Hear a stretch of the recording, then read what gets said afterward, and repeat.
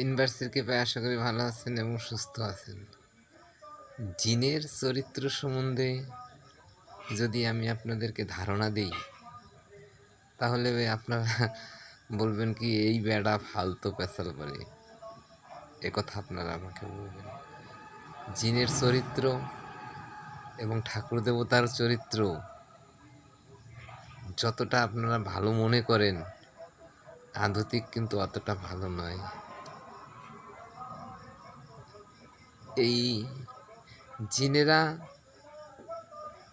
বা ঠাকুর দেবতায় যাদেরকে নাগুন নয়, তারাই শুধু এদের চরিত্র সম্বন্ধে ভালো করে বুঝতে পারে। এছাড়া স্বাভাবিক একজন মানুষ তারা কখনোই বুঝবে না জিনের চরিত্র সম্বন্ধে। ইউনিভার্সের বার্তা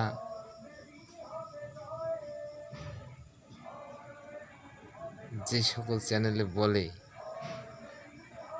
নির্বাচিত এই অধম বিষ্ণু বলার কথাই বলে। আর এই অধম বিষ্ণু বলার কথা দিন শেষে হিসেব করে দেখবেন যে অতটা ভুল হয় না।